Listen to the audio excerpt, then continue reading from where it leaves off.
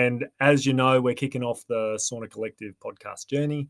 And today I've got the amazing Freya in the house. And if you don't know Freya, Freya is a breathwork yogi extraordinaire, a mum of two beautiful boys, a wife, an entrepreneur, a business owner, and an all-round amazing human being. Okay, so and you know, like, I've had the pleasure to do work with Freya, and she really is amazing. Like, I'm always inspired by, like, here's this woman that has so much going on, and like a lot of mums out there still has this vitality and energy to just keep doing the things that she loves at the same time, you know, to have so many balls up in the air and juggling them the best that she can. So it's really, really cool. And so I'm feel really privileged and honored that she's on here today, and excited to have a chat and see what we can learn from this amazing woman. Okay, so welcome. Hey, we've had a few technical issues, so this has been a fun little journey, and that's all part of the process of learning. You know, like, for me, this is, you know, now I know how to do this, and this. So really, really cool. Yeah. Thank Thank you you so much. So nice to be. And thank you so much, Cam. I feel really grateful that you've chosen me to talk, to be the first person. I feel like I was saying before, I feel like I'm still very much learning, you know, and I'm definitely not at any kind of, you know, point where I feel like I've reached the top of where I want to be. And, you know, and I think we're always learning. So I'm really grateful that you've asked me to be here. Thank you so much. Awesome. Yeah, I know it's not, you know, with being a mom and all that sort of stuff, and a business owner, it's not easy to just find time for yourself, let alone to jump on and have a chat and share your journey. But, like, you know, let's just jump right into it. Like, tell us a bit about who you are to begin with. Like, this is just me being really curious, you know, like, what were you like as a child? Like, if someone was to be like, if you were to describe yourself as like a little Freya, how would you describe yourself when you're a kid? I mean, I think anybody that probably knew me as a child would be quite surprised to know that I'm a yoga teacher now, because I feel like it was probably the most unlikely career path that you would have looked at me as a child and said I would have taken. I was very energetic. I was borderline hyperactive. I was just that kid that was just always talking. Like, my mum just she said she couldn't take me anywhere because I just spoke. I had no filter. Everything that was in my brain came out, and it just made for quite embarrassing situations for my mum, because I would just say things, you know, that would just shock people, that would be really quite quite out there. So as a child, yeah, I loved to move, I loved to be active, but I was very busy in my mind, and I think I had a bit of, you know, not when I was a child, but it kind of manifested as I was older. I was quite anxious, I think because I had so much going on in my head. But that's where movement really came in for me. Like, I used to dance, I was a dancer. And it was kind of the only time that I felt like my mind would switch off and it would slow down, was when I was dancing. I would get into this kind of flow with my body. And I think that's why I eventually stepped into yoga, because it was the only thing that would really slow me down and get me Yes. present. Yeah. So I think it does make sense, you know, if you're looking back, I think it does make sense that that movement was always going to be something that I did. But yeah, definitely not, probably not. You wouldn't have said she's going to be a yoga teacher. No, but it makes sense, you know, like, how people can fall into these other things, you know, like you've got a natural inclination that you've figured out that movement was helpful for your mind, and then, you know, it sort of leads you to explore different options that resonate with you, you know. And so, like, this kid, you're dancing, all that sort of stuff. Tell us a little bit about your journey, like, you know, like, overall, to get to sort of where you are now, I suppose. You know, a bit of Yeah. insights. Yeah, I mean, so dancing, I think I was one of those kids that definitely had a bit of tunnel vision was and thinking I'm going to be a dancer and that's going to be my job. I'm going to be a ballerina. Yeah. I dreamt of being in the Royal Ballet because I grew up in England. I was Yes. going to be a dancer, and that was kind of it. Mm, When I was so I grew up in England. I was born in England. When I was mm, 13, we moved to New Zealand, mm, and a lot of things changed. Long story short, there was a big breakdown with my parents' relationship. I kind of started to see my parents more as, as we do when we're growing up, you kind of start to see them as humans, and you realize that they've got flaws. A lot of kind of personal things started to unfold, and my dancing got really affected. Um, mm, I got a really bad injury and I kind of lost that path, and I felt quite lost. mm, So about when I was about 18, I felt really lost because I didn't know what I wanted to do. I'd always wanted to be a dancer, and mm, it was always just my dream. So I felt like, okay, well, I have to go down the regular path now, get a job, go to university, and kind of just figure it out, because I just didn't see any other option. If I couldn't be a ballet dancer, I couldn't dance. A lot of mm, people said, "Oh, go into contemporary or do other forms of dance," but for me, it was ballet or nothing. I had a very mm, kind of fixed view on it, and I think that kind of led me down a path of being quite lost and a little bit mm, unhappy as well. I've always been very curious and kind of seen things. I've always looked for things outside of myself, like different experiences, and went down that partying route of drinking, taking drugs, partying, that crazy girl. A lot of people would know me from back in the day as crazy Freya that parties all the time. And I think I got to a point in my early 20s where I just felt like I need to change something. I need to do something mm, differently. My life had kind of unfolded in a way that I just didn't like, and I didn't feel like I was living my purpose. I didn't feel like I was doing anything that I really wanted to do. mm, Um, and that's when I really found yoga. I found yoga in my early 20s, but I really tapped into it in my kind of mid 20s, and it completely changed my life. And I think a lot mm, of people say that, but it really did change my life. It changed mm, everything that I thought about life and the way that I lived my life. And yeah, it took me on a completely different direction. And I think that's why I wanted to be a teacher, because I just wanted to share that with people. I wanted mm, to kind of show people that they can change their life just by mm, changing how they think. mm, And that's what yoga really did for me. So yeah, and then mm. yeah, it took me down a different path. Wow, so, when you had your first yoga class, how did you feel when you left that? That's like someone trying a strawberry for the very first time. It's like if we think Yeah, about things we try, it's like, oh, we're just trying a strawberry for the first time, or a different yeah, fruit, or kissing someone for the first time. But then it's like, yeah, oh, that first yoga class, what yeah. was that when you walked out of there and you're like, oh man. I think I didn't get it at the beginning. I think because I was a dancer, I went in with Mm, this dancer mentality where I was looking around the room and I was comparing myself and I was showing off. And if you're a dancer, you kind of know that feeling of like, oh, look, I can get my head down and my leg up higher. And so I didn't get it. I true. thought that it was kind of in a competitive way. Um, Mm, but it was when I found this yoga studio called Hot Yoga Wellington, and I still mm, think of that place just as the best place on earth, because that's where I mm, really discovered how yoga was supposed to be. And I mm, think it was just those classes where the teacher would say a really simple thing that was just set an intention for your practice, and it mm, made me think of something kind of outside of myself that I wanted to think about.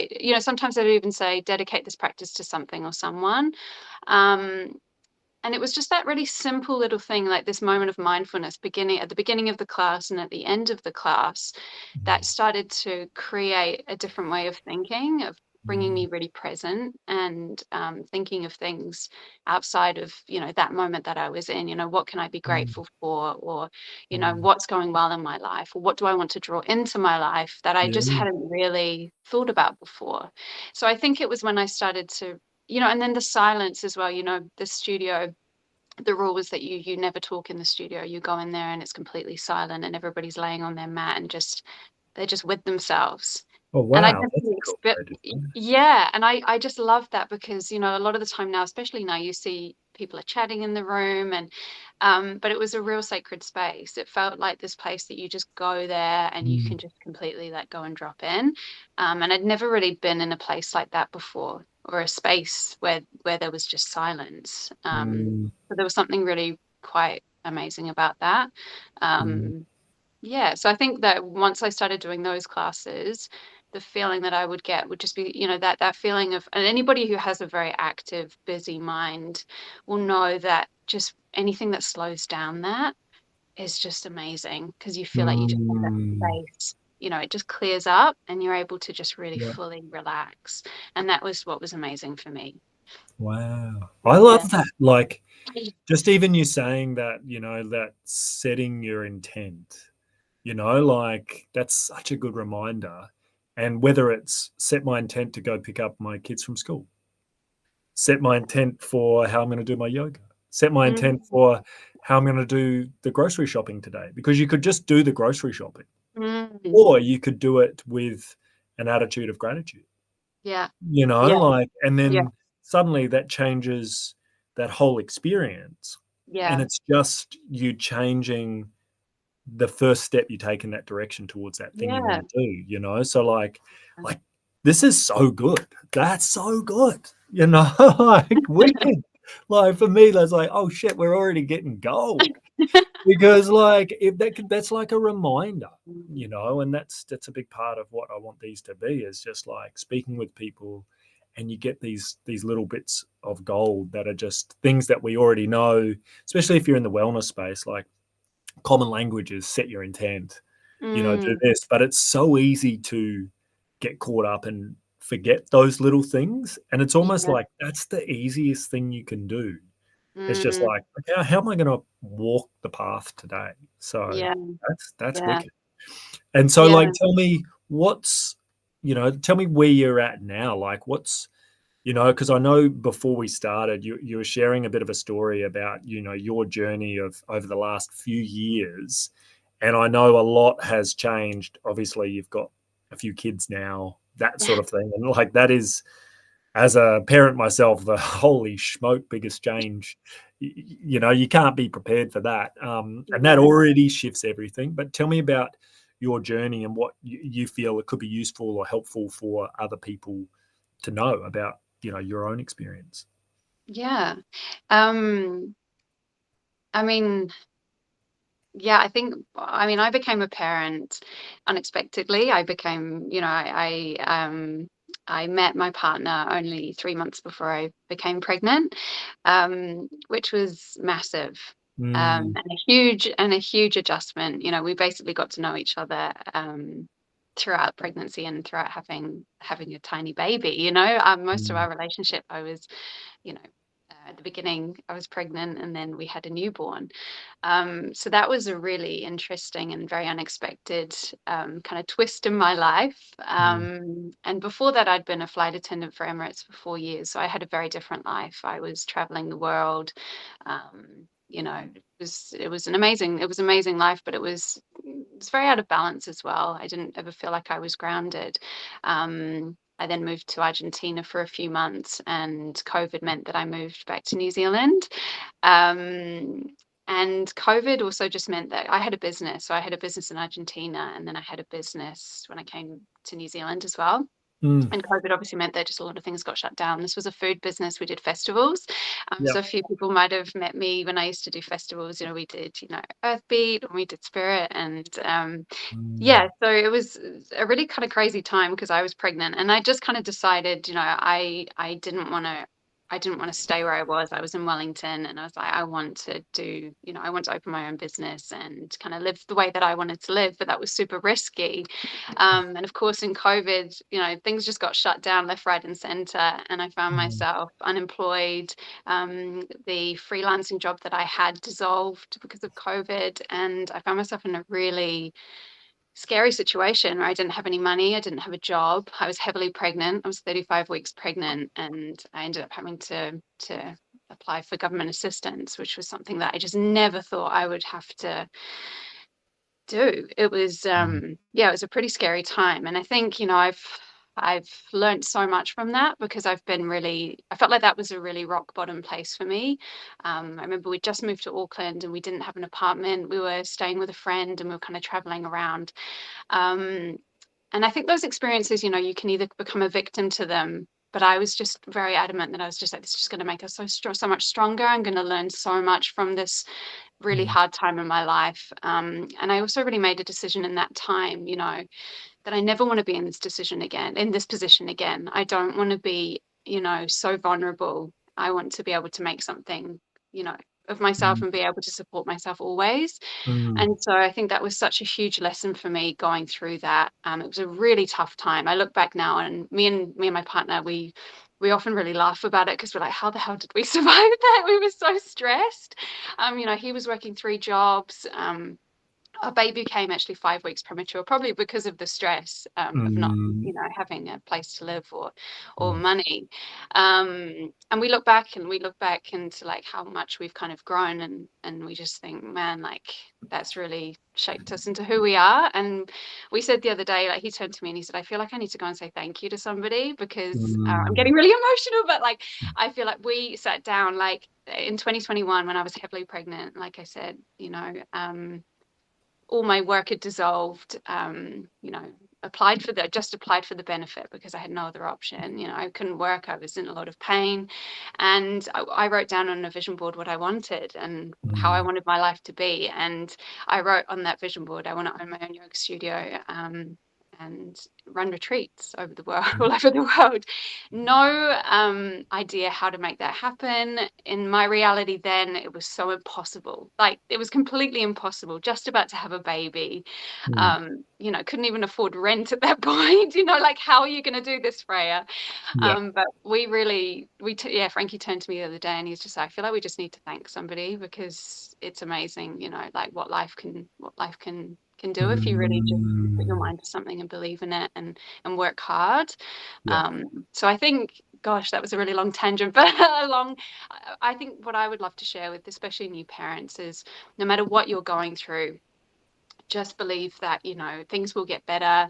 Surround yourself with good people. Try to like cancel out all of the noise, because there's so much noise around of like how bad things are and how hard things are. And I just think that anything's possible. You kind of, and I think yoga has been, and I'll talk about yoga a lot, but yoga has always been that place for me to really tap into something deeper within me, my intuition, and look for certain, I like to say like little breadcrumbs, like you get left little breadcrumbs and they kind of lead you in this direction, and just to trust that intuition and to trust and know that certain people will come into your life. And I feel like that about you. I met you and immediately I was just like, man, you just feel aligned with how I want to live my life and all the things that I want to do.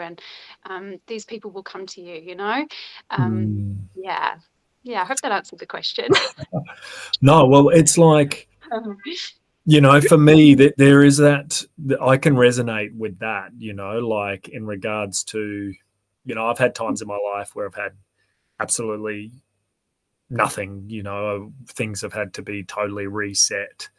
And the reality, I always have to remind, this too shall pass. And, and it's always, for me, a good reminder. It's like when things are looking a bit grey, I was like, hold on a second. No, where are the rainbows actually in my life? It's like, okay, let's start with what's the most important for me is like, how's our health?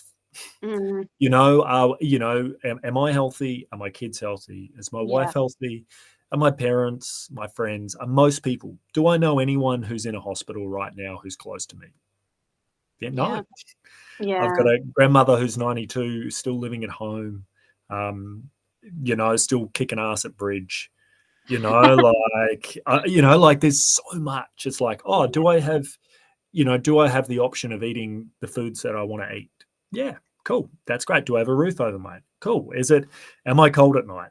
No. Like can I put fuel in my car? Yeah, we can do these sorts of things. So, and despite there might be a lot of other stresses going on, as long as I keep looking for the rainbows, Yeah. It's like, it's actually, they're all around, you know? Yeah, 100%. And sometimes it can be, and I know when I've been in a really kind of low or a dark place where it's just felt like everything's closing in, Mm. sometimes, it's just looking outside and being like, things that you can see, like really cheesy, but just like, okay, the sun's out today, I can go for a walk. Like, Yeah. maybe you can't think of anything in your personal life, you're feeling really, really low. It's those things outside of you. And I heard some really good advice. I can't remember who said it, but it was to write down, and I just started doing this when I was in my lowest point, was to write down 10 things I was grateful for every night before I went to sleep. And Mm. just to take like those moments that happen to you in the day, like something that happened, the smallest things, just to write Mm. those down and remind yourself that maybe it felt like a terrible day. Maybe your baby was crying all day, maybe, Yeah. it's felt like it's been so overwhelming, but there have been moments that have felt really nice. It could just be a Mm. tiny thing. And those Totally. things compound over time. You realize, you attract more of those things. And Mm. and that it's better days, it gets better and better. Okay. Well, like, the worst experience that I've ever had is like, that's gone so far, Yeah, like, that's in the yeah, past, yeah, maybe other stuff will come along, but that too will yeah. pass. And it's not to discount that. It's okay to feel shit sometimes. Oh, 100%. It's totally okay to 100%. go into that and acknowledge it and feel Yeah, it and just be like, hey, I'm just going to sink into this. Like, when it's not 100%. really about repressing things, but No. I always feel like there's a way where you can adjust the lens that you're wearing, Mm, and maybe just tweak the color and make it a little bit brighter for the day by doing something like a bit of a gratitude thing, that's or it. setting your intention, or maybe it's go for that walk, and Yeah, maybe the lens changes just by expressing and saying, what, this is pretty shit right now, yeah, you know, in yeah, this moment, but it doesn't mean it's shit forever, yeah, yeah, like, because things have always changed. So yeah, I yeah. I totally resonate with what you've been saying. Is there any tools, outside that sort of journaling, anything that you're applying right now, whether it's to business or being a mum, or Mm. just, your relationship with your husband? Is there anything that you're applying that you've learned over the years right now that you're finding that's sort of helpful? Yeah, I mean, I have to first say he's not my husband, not yet. Oh, your man, My your partner. king. Yeah. Um, I think the constant that's been for me is listening to a lot of podcasts. Mm, I started probably in 2019 listening to Jay Shetty, and I just mm, loved just having something on, if I went for a walk, listening to kind of he's got a really great perspective on things. And I feel like, mm, the conversations that he has, and just even his solo episodes, they always just felt like they really lifted me up and just gave me a bit of motivation if I was feeling a bit low. Um, mm, when I had my first baby, Lua, I downloaded Audible. And that was such an amazing tool for me because I didn't have the time to read, obviously with a newborn and you've got your hands full and everything. But I just got Audible, and I think I've had it he's 3 now. I've listened to over 30 books, and I would mm. never have read that many books, if I'd have just bought the books. So that was something that was such a good practice. Like, if I was going for a walk, I'd put on a book. If I was doing the dishes, Mm, and that was great for me because I felt like I was learning so much. mm. Um, but now I think, I mean, with 2 kids, and this, like, I would love to say that I have this like really awesome morning routine where I get up, and I used to, I used to get up. I think if you've Morning got routine. yeah, morning is out the window. But and I used to have this really good morning routine, even when I only had one, when Lua was small, I did. And I definitely encourage it if you've got the space in the mornings, definitely do it, like create some silence. But I think for me, it's just creating moments of stillness and silence, and that's a Mm, constant. It's just getting still, even if it's just for 5 minutes, sitting down and just focusing on my breath. mm, Because there's so much noise that's going on all the time, from the yeah, technology that we're using, from outside. Um, and in that space of stillness, it's where you can really organize your thoughts and mm, kind of, maybe that mountain that you've got in your head about something is actually really small. It's not as big as yeah, you're making it out to be. yeah. Um, So yeah, always trying to have that, at least 5 minutes in a day. Mm. That would be the biggest tool. But yeah, podcasts and audiobooks are great because you can put them on when you're driving, if that's something Mm. that you're into. It's always great to be learning. And I think that Mm. that especially in the last 3 years, I feel like I've just been learning on this like learning Mm. journey. Yeah. Well, how about this? Like maybe we get together in a month or two and we do an episode that's just about audiobooks and podcasts Yeah. because I'm like so like when I used to drive from Torbay to Manukau, I had at least 10 hours of driving a week, Wow. sometimes 12 or 14. And when you listen to audiobooks and podcasts on double speed, man, there would be hardly, apart from truck drivers, I don't think there'd be many people out there that would have devoured as many. Like when you Yeah. listen to Joe Rogan at double speed, it's shit, you can get through some stuff. Yeah. But like, I'd love to get you back to share because I Mm, think there's a particular segment of the people who may watch this or listen to this that are a bit like you and me in regards to that space because I do as well. Like you listen to all different type of people and it might be someone you never even would consider listening to. And then there's a little bit of gold or it's a little bit of a shift mm, or it's a bit like, yeah, how can you, sometimes I feel like you get this new data, this new information, this new perspective. And it's like, until that comes in, it's almost like that possibility sometimes wasn't there because it's like, oh, it comes in and it mixes with everything. And it's like, oh, and I get that now because someone just mm. explained it in a new Yeah. way or Yeah. reframed it in a new way that you're like, damn, okay, I get Yeah. that. So Yeah. would you be keen to do something like that in the future? 100%. Yeah, that sounds cool. Yeah, we can be like, okay, what are the top 3 audiobooks? What are the top 3 podcasts that you can recommend and why? Yeah. Something along Yeah. those lines because Yeah. I'm totally down with that. Awesome. Yeah, that sounds great.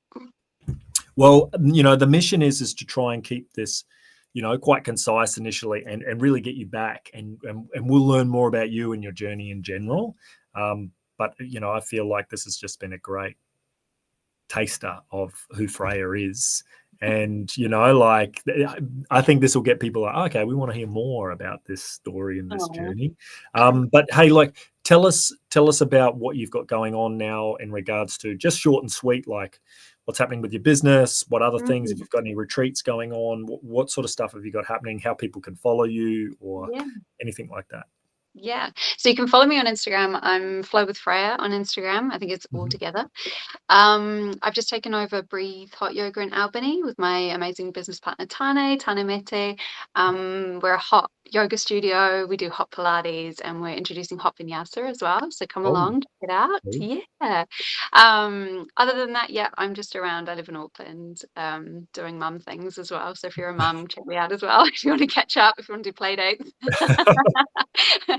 Yeah. But yeah, I've got a retreat. It's a new I've got a thing on a podcast. Play dates as well, it's always easier. Yeah.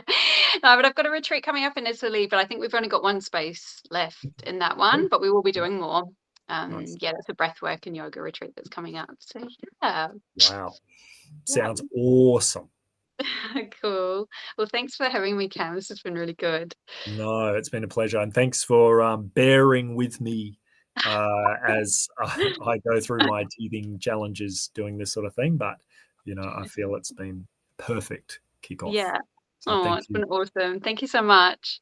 Okay. See you later. Okay. Thank you. See ya. Bye. And as you know,